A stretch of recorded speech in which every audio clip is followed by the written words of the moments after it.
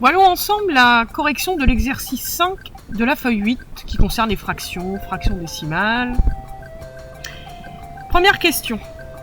Dans la fraction 34/57e, 34 représente le numérateur, nu comme nuage, il est situé en haut, et 57 représente le dénominateur, il est D comme dessous.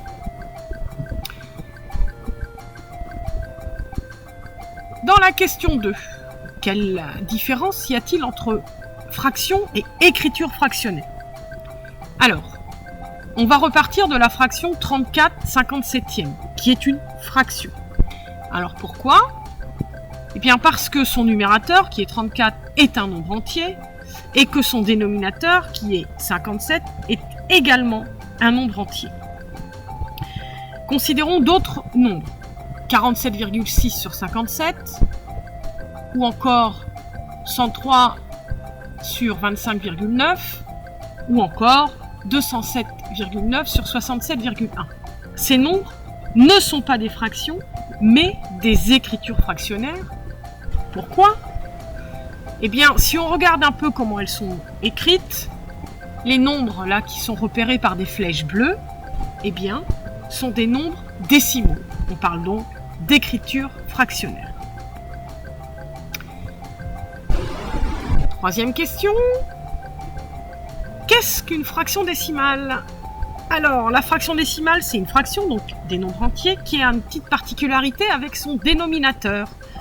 Il vaut 10, ou 100, ou encore 1000, ou encore, pourquoi pas, 10 000, ou encore... Non, là, je crois que vous avez compris. On va donner quand même quelques exemples. Alors, première fraction. On va l'appeler 8 dixièmes. Son dénominateur, c'est 10. Donc, on dira dixième. La deuxième, 17 centièmes. Son dénominateur, c'est 100. On dira centième. Et la dernière, 7 millième. Eh bien oui, le dénominateur, c'est 1000. On dira millième. Alors... Dernière question et qui est très importante, le lien qui existe entre nombre décimal et fraction décimale. C'est plus qu'un lien, ce sera même une définition. Alors, on va prendre un exemple. Voilà le nombre, comme on dit, 0,7. Alors normalement on ne dit pas comme ça, on dit 7 dixièmes. Ah, dixième. Ah oui, ça vous rappelle quelque chose, on l'a déjà vu il n'y a pas longtemps.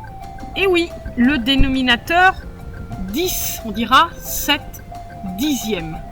Donc le numérateur est 7 dans cette fraction. Alors, qu'est-ce qu'on a? Eh bien, 7 dixièmes égale 0,7. Prenons un autre exemple. 0,43, on va dire 43 centièmes. Et là, comme tout à l'heure, on entend quoi? Centième. Ah oui, ça nous rappelle encore quelque chose. Centième, le dénominateur, ce serait bien 100.